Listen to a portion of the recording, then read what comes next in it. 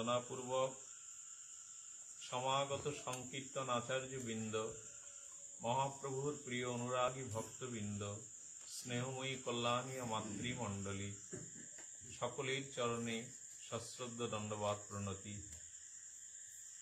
আজকের আলোচ্য বিষয় আত্মনিবেদন। এই প্রসঙ্গে শ্রীমদ্ ভগবদ গীতায় শ্রী ভগবান এই আত্মনিবেদনের প্রসঙ্গটি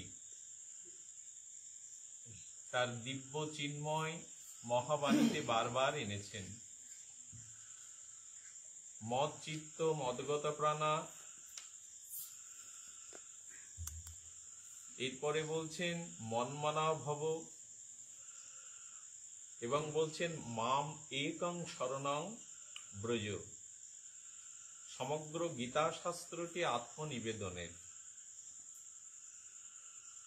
আমাদের যে নবদা ভক্তি, যেখানে শ্রবণ কীর্তন স্মরণ বন্দন অর্চন পাদসেবন দাস্য সাক্ষ্য আত্মনিবেদন,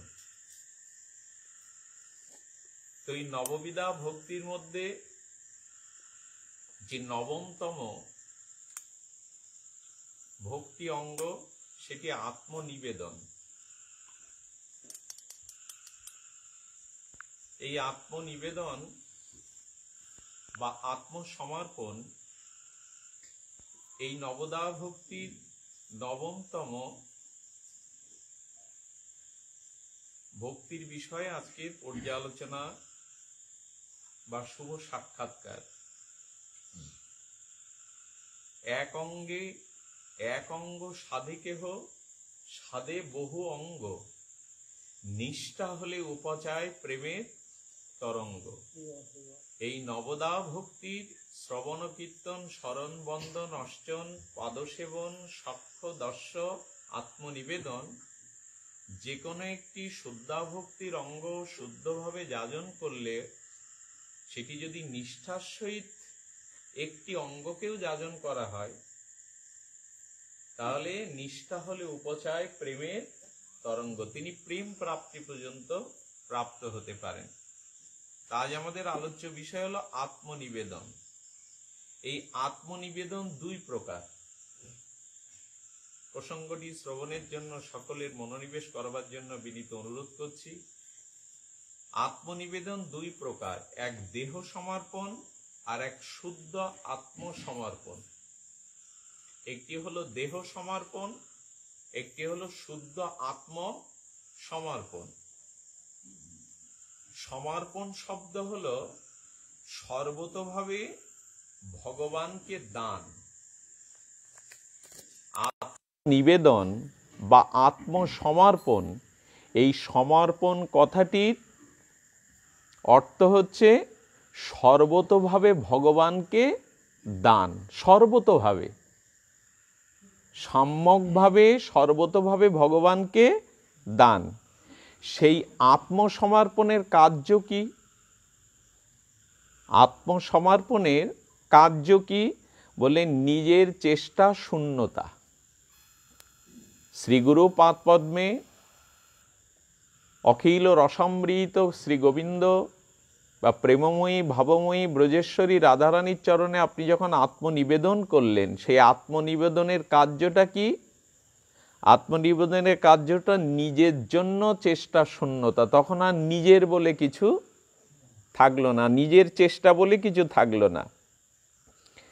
সেই আত্মসমর্পিত গৌর গোবিন্দ চরণে রাধারানীর চরণে অর্পিত নিজ সাধ্য সাধন, তখন কি হলো? ভগবানের জন্য কায়িক বাচিক মানসিক এই চেষ্টাময়তা। তখন কায়িক বাচিক মানসিক সমস্ত চেষ্টাময়তায় হয়ে যাবে নিজের জন্য নয়, সেটি প্রিয় পরমের জন্য।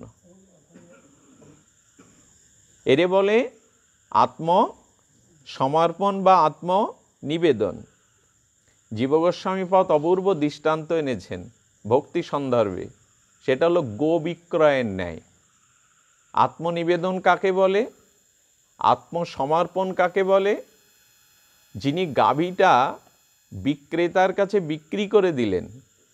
যিনি ক্রেতা, বিক্রেতা এবং ক্রেতা, যিনি গাভীটি ক্রেতার কাছে বিক্রয় করে দিলেন, সেই বিক্রিত গাভীর কোনো রকমে আহার বিহার রক্ষণবেক্ষণের চেষ্টা যিনি ক্রয় করেছেন ক্রেতা, তিনি ছাড়া কি যিনি বিক্রয় করেছেন তিনি আর করবেন? উপযুক্ত মূল্য নিয়ে গাভীমাকে যিনি বিক্রয় করে দিলেন, যিনি ক্রেতা ক্রয় করলেন, যেদিন থেকে, যে মুহূর্ত থেকে গাভীটা বিক্রয় হলো, সেই মুহূর্ত থেকে বিক্রেতার কিন্তু আর কোনো কর্তব্য বা দায় থাকলো না। যিনি ক্রয় করলেন সেই গাভীর আহার বিহার সমগ্র চেষ্টাটি তার। তো যেদিন শ্রীগুরু পাদপদ্মে আমরা আশ্রয় পেলাম, সেই দিন থেকে শ্রী গোবিন্দ চরণে, রাধারানীর চরণে আমি যে আত্মসমর্পণ করলাম, সেই দিন থেকে আমি হলাম বিকৃত গরুর মতো।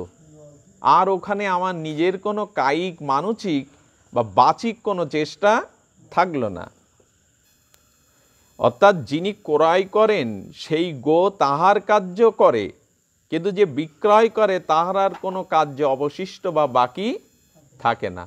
তেমনি যেদিন থেকে শ্রীগুরুচরণে আত্মসমর্পণ করলাম, আত্মনিবেদন করলাম, যদি নিবেদনটা যথার্থ করতে পারি, তখন আর আমার নিজ কোনো চেষ্টার থাকবার কথা নয়। তো এইখানে দৃষ্টান্ত দিয়েছেন শ্রীমদ্ ভাগবতের 10ম স্কন্ধের 52তম অধ্যায়ের 31 সংখ্যক শ্লোকে শ্রীকৃষ্ণকে পত্র দ্বারা রুক্মিণী দেবী এইরকম আত্মনিবেদন করেছিলেন। কি লিখেছিলেন? হে বিভো, তিনি বলছেন, হে বিভো, আমি আপনার প্রতিরূপে বরণ করে আপনাতেই আত্মসমর্পণ করলাম। আপনি আমাকে জায়ারূপে আপনার চরণে আমাকে ঠাঁই দিন। পত্র লিখে রুক্মিণী দেবী ভগবান কৃষ্ণকে আত্মনিবেদন করেছিলেন কি না? হে বিভো, হে বিভো, আমি আপনাকে প্রতিরূপে বরণ করলাম এবং আত্মসমর্পণ করলাম। আমাকে জায়া করে আপনি আপনার চরণে বা আপনার পাশে রাখুন। এ হলো আত্মনিবেদন। তো এখানে বলছেন যে বিক্রিত গাভীর জন্য যেমন আমরা কেউ চিন্তা করি না, যিনি বিক্রয় করে দেন, তেমন হরিতে দেহ অর্পণ করে আমাদের নিজ রক্ষার এই চেষ্টাটি বিরত হতে হবে। কারণ সেখানে আর নিজের বলে যদি কিছু থাকে অবশিষ্ট চিন্তা, তাহলে সেটা প্রকৃত আত্মনিবেদন নয়। এখন বলছেন অলোকানন্দর স্তোত্রে প্রমাণ পাওয়া যায় যে আমাদের দেহাদির ভিতরে, আচ্ছা এইটা বুঝলাম দেহ নিবেদন, আর এখানে বলছেন আত্মনিবেদন। আত্মনিবেদনটা দুই প্রকার বলা হলো। কি কি বলা হলো? একটা দেহ সমর্পণ, আর একটা হলো শুদ্ধ আত্মা, জীবাত্মা সমর্পণ। একটু লক্ষ্য করতে হবে যে জীবাত্মা সমর্পণ আর একটা হলো শুদ্ধ দেহ সমর্পণ। এখন আমি শুধু দেহকে শ্রীগুরু চরণে, ইন্দ্রিয়াদি বিশিষ্ট দেহ অবয়বকে আমি শ্রীগুরু চরণে শুধু নিবেদন করলাম না, আমি আমার আত্মাটাকেও বিক্রয় করে দিলাম চিরদিনের মতো। এরই নাম হবে তখন আত্মনিবেদন। শুধু দেহ দিলাম, আত্মা দিলাম না এমন নয়। তো এখানে বলছেন যে কেহ কেউ দক্ষিণহস্ত ভগবানকে অর্পণ করে, কেহ কেউ দেহ অর্পণ করে। তো এই দৃষ্টান্তে আমরা যেটা জানতে পারি ভাগবতে, যে এইরূপ আত্মসমর্পণও দেখা যায়। দেহ সমর্পণ করেছিলেন কি? ভাগবতের সেই বিখ্যাত চরিত্র অম্বরীশ মহারাজ। তিনি দেহ এবং ইন্দ্রিয় শ্রী গোবিন্দকে সাম্যগ্রূপে আত্মনিবেদন করেছিলেন এবং শ্রীকৃষ্ণ পদারবিন্দ যুগলে মনসমর্পণ করেছিলেন। কেমন করে না, কৃষ্ণর পদারবিন্দ বুঝতে হবে যে সমস্ত সংকল্পগুলি তিনি শ্রী গোবিন্দর সেবা সুখ তাৎপর্যে নিবেদন করেছিলেন। যেমন শ্রীহরির মার্জনাদি করেছিলেন হস্ত দিয়ে, হস্তটা কাজে লাগিয়েছেন কি দিয়ে? শ্রীহরির মার্জনাদি দিয়ে। শ্রুতি, ওইটাকে তাড়িয়ে দাও কেউ, শ্রুতি অর্থাৎ শ্রবণ ইন্দ্রিয় শ্রীকৃষ্ণের পবিত্র কথা শ্রবণ করেছিলেন। দেহ সমর্পণটা কেমন? দেহ তো ইন্দ্রিয় বিশিষ্ট অবয়ব। তিনি শ্রীহস্তটা শ্রীহরির মন্দির মার্জনে নিবেদন করেছিলেন। শ্রুতি অর্থাৎ শ্রবণ ইন্দ্রিয় শ্রীকৃষ্ণের পবিত্র গুণগাথা শ্রবণে সমর্পণ করেছিলেন। নয়ন দুটিকে শ্রী মুকুন্দের অরিন্দম সুন্দরের বিগ্রহ দর্শনে, আর বলেছিলেন ভগবানের মূর্তি শুধু নয়, ভক্ত শ্রীমন্দির ধাম দর্শনে তিনি নয়ন দুটির সার্থকতা করেছিলেন। আমি বোঝাতে চাইছি দেহ সমর্পণটা কিভাবে করেছিলেন অম্বরীশ মহারাজ। দেহ সমর্পণ আর একটা হলো আত্ম সমর্পণ, এই দুই ভাগ করা হলো আত্মসমর্পণের বা আত্মনিবেদনের। দেহটা কিভাবে সমর্পণ করেছেন? আর বলছেন ঘ্রাণেন্দ্রিয়কে শ্রীমতীর চরণে তুলসীর গন্ধযুক্ত ভাগবত পাদকমল সৌরভকে তিনি নাসিকা দিয়ে আস্বাদন করেছেন। শ্রী গোবিন্দ চরণে রাধারানীর চরণে চন্দন চর্চিত সুগন্ধ সৌরভময় তুলসী গন্ধটাকে তিনি ঘ্রাণে কাজে লাগিয়েছেন। সমস্ত ইন্দ্রগুলিকে তিনি কিভাবে গোবিন্দ সেবা সুখ তাৎপর্যে কাজে লাগালেন। আর রসনাকে, রসনা অর্থাৎ জিহ্বাকে গোবিন্দের প্রসাদ অমৃতের দিয়ে আস্বাদনে লাগালেন।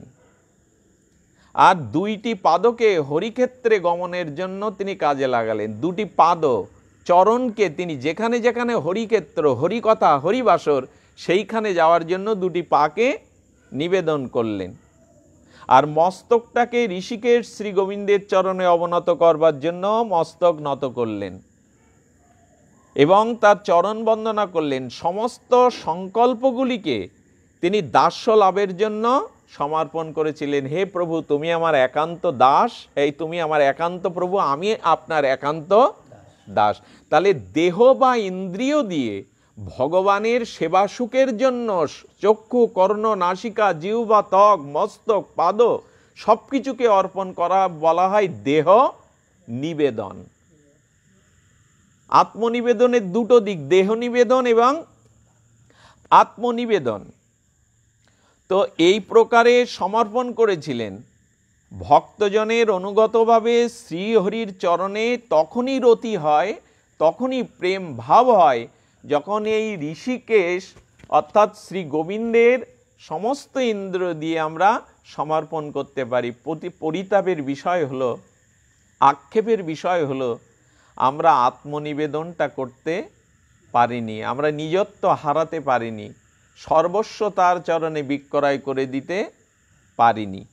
তো এখানে বলছেন শ্রীকৃষ্ণ উদ্ধবকে বলছেন, ভগবান শ্রীকৃষ্ণ উদ্ধবকে বলছেন, আমার সুধামাকা কথায় যাদের শ্রদ্ধা, নিত্য নিরন্তর যারা আমার গুণকীর্তন, পূজা, পরনিষ্ঠা, ঋষি আদিতে স্ত্রী দ্বারা আমার স্তব, পরিচর্যায় আদর, সর্বঙ্গ দ্বারা যারা আমাকে নমস্কার, আমাকে পূজা করে, আমার ভক্তের পূজা অধিক আদর করে, সর্বভূতে আমি বিদ্যমান আছি এই প্রকার মনোবুদ্ধি এবং আমার সুখাত্মে লৌকিক ক্রিয়া, লৌকিক বাক্যের দ্বারা আমার গুণকীর্তন, আমাতে মন সমর্পণ, আমা ভিন্ন অন্য সংকল্প শূন্য, আমার জন্য অর্থত্যাগ, ভজন বিরোধী অর্থের পরিত্যাগ, দৈহিক ভোগ, ভোগবাসনা, দ্রব্য চন্দনাদি পরিত্যাগ, পুত্র লালন পালনাদি, সুখ অপেক্ষা শূন্যতা, বৈদিক ধর্ম, হোম জপ, ব্রত, তপস্যা প্রভৃতি সকলেই আমাদের ভক্তি লাভের জন্য করা হয়।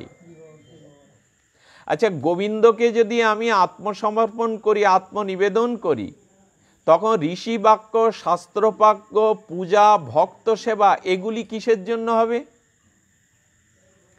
আমি কারো কাছে বিক্রি হলাম, তখন তার কর্ম ছাড়া তো আমার অন্য স্বতন্ত্র কর্ম থাকতে পারে না। পারে কি? আমার দেহ মন আমি যার কাছে বিক্রি করলাম, কিন্তু গোবিন্দ উদ্ধবকে বলছেন, আমার ভক্ত সেবা যখন কেউ করবে, ঋষিদের নির্দিষ্ট শাস্ত্র অনুশাসন যখন কেউ পালন করবে, পুত্র কন্যাদি লালন পালন করবে, তখন আত্মনিবেদনের আমার কাজ হচ্ছে কই? পুত্র কন্যা যাগ যজ্ঞ অধ্যয়নগুলো তো সে নিজের জন্য করছে। প্রশ্ন আসে কি না? আত্মসমর্পণ মানে সর্বতভাবে ভগবানকে আমি দিয়ে দিলাম, তখন তো আমার নিজের কোনো কর্ম নেই। কিন্তু আমি যে সংসারের পুত্র পরিপালন করছি, অর্থোপার্জন করছি, যাগযজ্ঞ করছি, শুভকর্ম করছি, তখন ওটা ভগবানের ব্যতীত স্বাতন্ত্র কর্ম হয়ে যাচ্ছে না? যাচ্ছে কি না? কিন্তু উদ্ধবকে ভগবান বললেন, কোনো ভক্ত যদি যাগ যজ্ঞ শাস্ত্র তর্পণাদি সন্তানাদি পালন অর্থ উপার্জন সব আমার সেবা আমার নিমিত্তে করে, তখন ওটা মঙ্গলপ্রদ আত্মনিবেদনের মধ্যেই পড়ে, তখন ওটা আত্মনিবেদনের মধ্যেই পড়ে। হে উদ্ধব, এই প্রকার ধর্ম যারা আত্মনিবেদন করেন, সেরূপ মনুষ্যগণ আমার প্রেম লক্ষণ ভক্তির মধ্যে পরিগণিত হয়ে যান।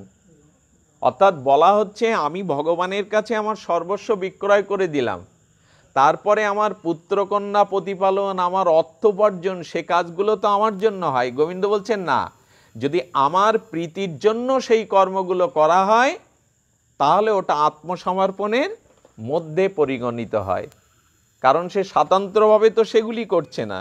এবার একটি উত্থাপন করেছেন অপূর্ব একটি জিজ্ঞাসা, বলছেন, স্মরণ কীর্তন পাদসেবনময় উপাসনায় যদি শাস্ত্র বিধি বৈশিষ্ট্যের হয়, তো আমি যে শ্রবণ কীর্তন অঙ্গগুলো যাজন করছি সেগুলোও কিসের জন্য? বলো, ওগুলোও আত্মসমর্পণের মধ্যে সন্নিবিষ্ট হয়ে যায়। শ্রবণ করছি কৃষ্ণ সুখের জন্য, কীর্তন করছি রাধারানীর প্রীতির জন্য, অর্চন করছি তার সুখের জন্য, তখন সমস্ত অঙ্গগুলো আত্মনিবেদনের মধ্যে চলে আসলো, আলাদা করে কিছু থাকলো না। তো তখন বলছেন, আচ্ছা বুঝলাম, তো ভক্ত যে সকলে স্নান করে, ভক্তরে যে দন্ত মার্জন করে, পোশাক আদি পরিধান করে, এগুলো তো ভগবানের জন্য না। আত্মনিবেদনকারী সমর্পিত ভক্ত তো সব গোবিন্দের জন্য করবে। তো প্রভাতে যখন স্নান করা হয়, হয় কি না, পোশাক পরিহিত করা হয়, সন্তানাদি পালন করা হয়, এবং আমি দন্ত মার্জন করা, এগুলোও কি আত্মনিবেদন? এগুলো তো নিজের জন্য, শরীরের জন্য। জীবগোস্বামী অপূর্ব উত্তর দিয়েছেন, কোনো বিষয়ী লোক সকালে যখন স্নান করতে যায়, কিসের জন্য? একটু ফ্রেশ হয়ে নি। যখন কোনো বিষয়ী লোক সকালে স্নান করতে যায়, তখন শরীরটা শীতল করবার জন্য, নিজের সুখ, শরীরের একটা সুখপ্রীতির জন্য স্নান করতে যায়। কিন্তু নির্মল ব্রাহ্ম মুহূর্তে ভক্ত দৌড়াতে দৌড়াতে স্নানে যায় কেন? গোবিন্দকে জাগাবো বলে, মঙ্গল আরতি করবো বলে। অর্থাৎ বিষয়ী লোক সকালে স্নান করে দেহ সুখের জন্য, দেহ পরিতৃপ্তির জন্য।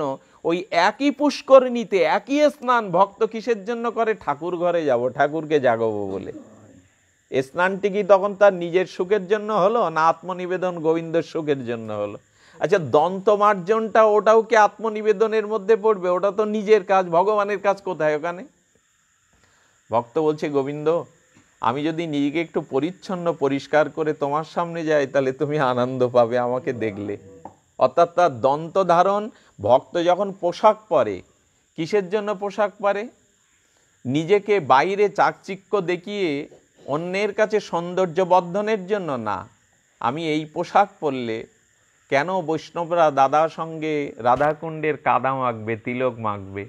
কেন বৈষ্ণবরা মাথা মুন্ডন করবে? তাদের সমস্ত পোশাক আশাকগুলো পরা হলো গোবিন্দের সুখের নিবেদন। এই জন্য বললেন, স্নান পরিধান দন্তধাবন প্রভৃতি ক্রিয়াও ভগবানের সেবা উপযোগী বলে ওটাও আত্মসমর্পণের মধ্যে পড়ে, তাদের ভক্তির কোনো হানি বা আত্মনিবেদনের কোনো হানি হয় না। কত বড় মহিমা এবং কত বড় সিদ্ধান্ত দিচ্ছেন।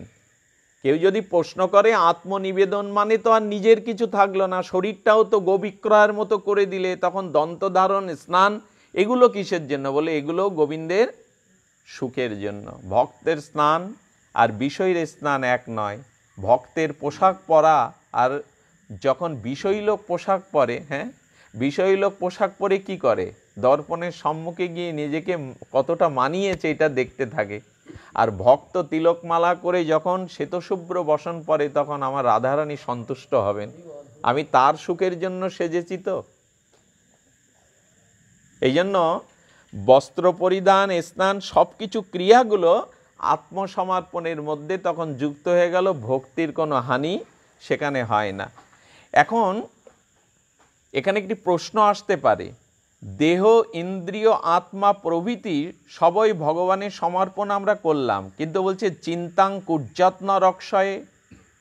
এই বচন অনুসারে আমাদের স্নান শৌচাদাদি কৃত করবার জন্য যে চেষ্টা, সেটা কীরূপে সম্ভব, সেই আকাঙ্ক্ষা অবমোদনের জন্য এই সিদ্ধান্ত করে বললেন সাধকের সমস্ত ক্রিয়া ভগবৎ সেবার উপযোগী অনুকূলে হবে। ভক্ত যা কিছু করবে তা তার সেবার বা তার সুখের অনুকূলে করবে, সেটাই কিন্তু আত্মনিবেদনের মধ্যে তখন সংযুক্ত হয়ে যাচ্ছে। প্রহ্লাদ মহারাজ কি বললেন দেখুন, বিস্ময়কর কথা। আমি জীব গোস্বামী পাদের ভক্তি সম্পর্কে একটি জানছি আর পরম আনন্দে ভেসে গেছে। আপনাদের একটু যদি এর আস্বাদন দানে, আমার তো সে সামর্থ্য নয়, দিনহীন, বিদ্যা নাই, নিজের ভজন নাই, আপনাদের হৃদয়ে অনুভূতি জাগাবার মতো যতত্ব সামর্থ্য নাই, তবু যদি একটু কৃপা করে জীব গোস্বামী পাদের এই অমীয় লেখনী ফলকে তার অনুভূত বেদ্য ভক্তি সিদ্ধান্ত রত্নমঞ্জুষা সৌরীন্দ্র সিদ্ধান্ত যদি একটু আপনাদের মধ্যে দেওয়া যায়। প্রহ্লাদ মহারাজ এবার বিস্ময়কর কথা বলছেন। দৈত্য বালককে ডেকে কি বলছেন প্রহ্লাদ মহারাজ, হে ভ্রাতৃগণ, তোমরা মনে করতে পারো যে ধর্মার্থ কাম এই ত্রিভুজ যদি পুরুষার্থ পুরুষ প্রয়োজন বস্তু না হয়, তাহলে আচার্য ষণ্ড অমর্ক আমাদিগকে এই বেদাক্ত সত্য উপদেশ দিচ্ছেন কেন? সিদ্ধান্তটি একটু ভালো করে জানা দরকার। ধর্ম অর্থ কাম মোক্ষ এই চতুর্বিধ পুরুষার্থ, সেইটাকে বাদ দিয়ে কেবলা নির্মলা ভক্তিটাই তো আমাদের শুদ্ধ ভক্তি নামে অভিহিত। ধর্ম অর্থ কাম মোক্ষ এই চারটির পুরুষের প্রয়োজন, আমাদের জগতে প্রয়োজন। তো তখন প্রহ্লাদ মহারাজ দৈত্য বালকদের বলছেন যে দেখুন, বেদ যেটা বলেছে ত্রয়ী, আত্মবিদ্যা, কর্মবিদ্যা এবং সম দণ্ডনীতি প্রভৃতি তো বেদের উপদেশ বলবেন, সত্য কথা বলবে, ধর্মপথে অর্থোপার্জন করবে। বেদ বলেনি এ কথা? ধর্মপথে অর্থোপার্জন করবে এবং কামনা পূরণ করবে তার দ্বারা, এবং মৃত্যুর পরে মোক্ষ বা স্বর্গপ্রাপ্তি হবে। ধর্ম অর্থ কাম মোক্ষের কথা বলেনি? প্রহ্লাদ মহারাজ দৈত্য বালকগণকে বলছেন, তাহলে ষণ্ড অমর্ক আমাদের গুরু আচার্যগণ আমাদের বেদে এই শিক্ষা দেয় কেন যদি এগুলো প্রয়োজন না হয়? তখন প্রহ্লাদ মহারাজ বলছেন, না, এই যে দণ্ডনীতি, আত্মবিদ্যা, কর্মবিদ্যা, সমদম, জীবিকা নির্বাহ প্রভৃতি সকল বেদের উপদেশেই সত্য। ভালো করে শুনেন কথাটা। ওই যে ধর্ম অর্থ কাম মোক্ষ যে চতুর্বিধ পুরুষার্থের কথা বলা হয়েছে, বলেছে সব বেদের বাণী, সব ঋষি প্রণীত বাণী, এগুলো সব সত্য। এইগুলো কখন সত্য হবে, এইগুলো কখন শুদ্ধাভক্তি আনয়ন করবে? বললেন এই ধর্ম অর্থ কাম মোক্ষও যখন নিজের সুখবাসনায় নিজের দিকে না টেনে এগুলিও ভগবানের সুখের জন্য নিবেদন হবে, তখনই প্রহ্লাদ বলছেন ওটা শুদ্ধ ভক্তি হবে। কথাটা পরিষ্কার হলো না? ধর্ম কিসের জন্য করব?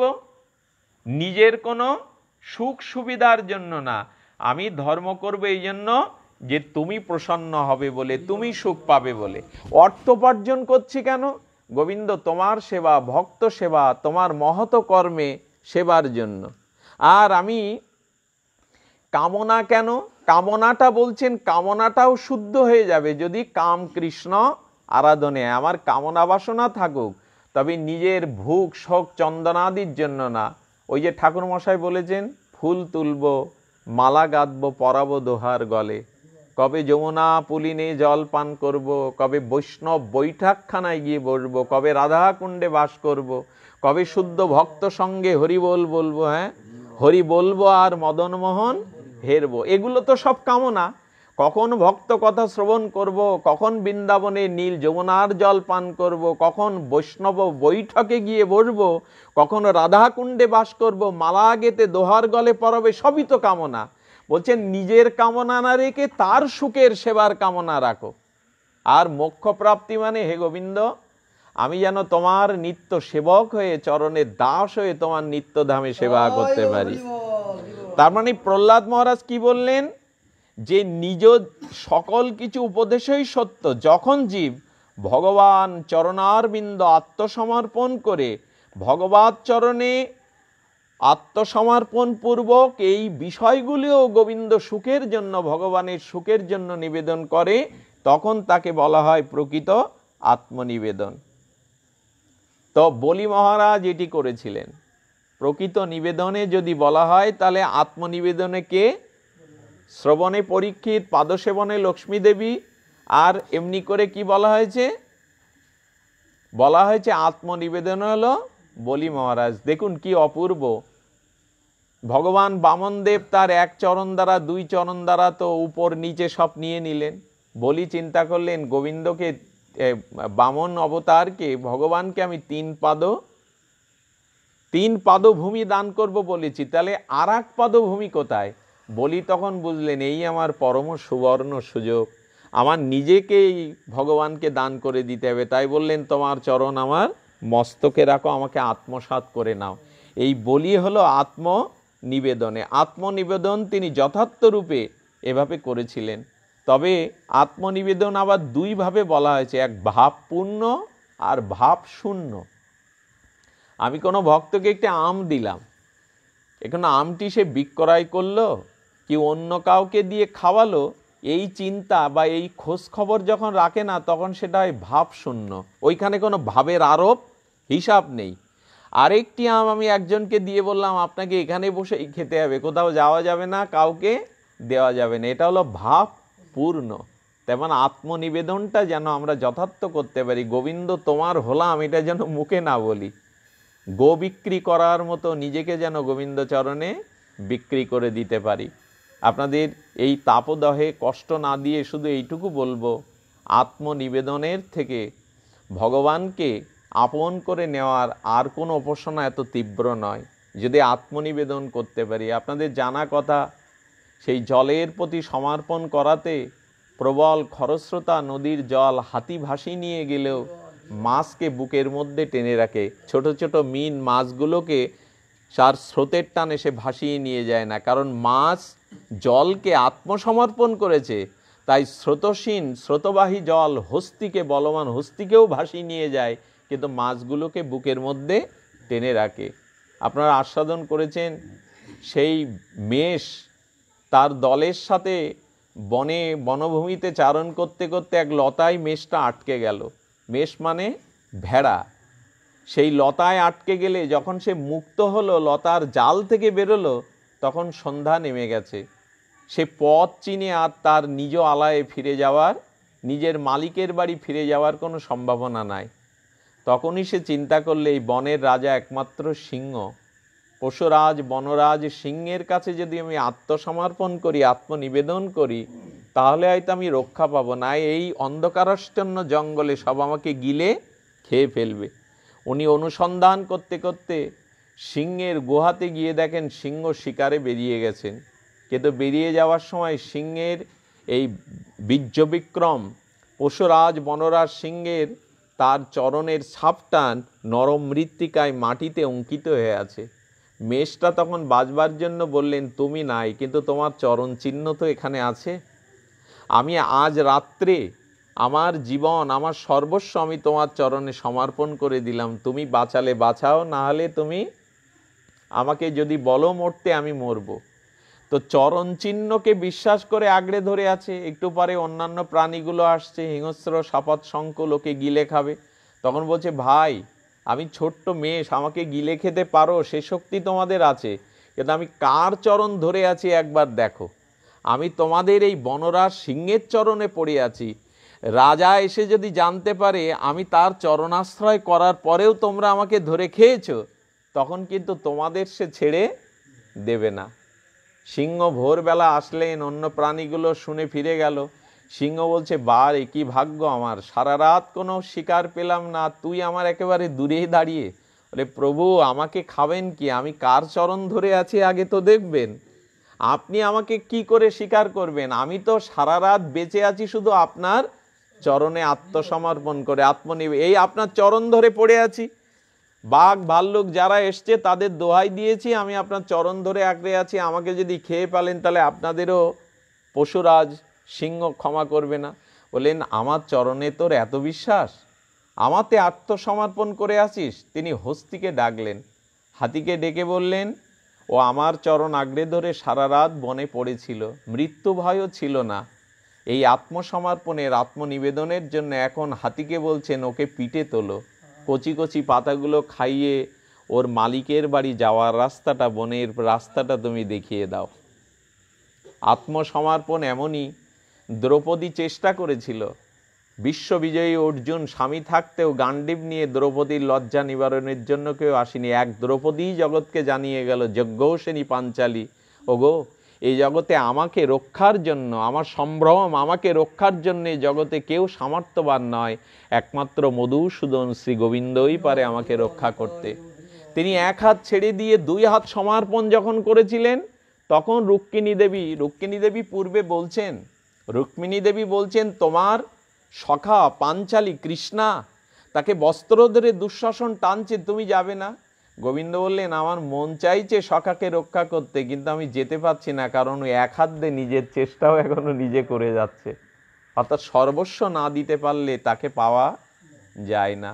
তাই আসুন, আমাদের যে ভয়াবহ অভিশাপ বর্তমান সময়ে, চারিদিকে শুধু মৃত্যু আর মৃত্যু, মানুষের অর্থনৈতিক অবস্থা, সুদৃঢ়তা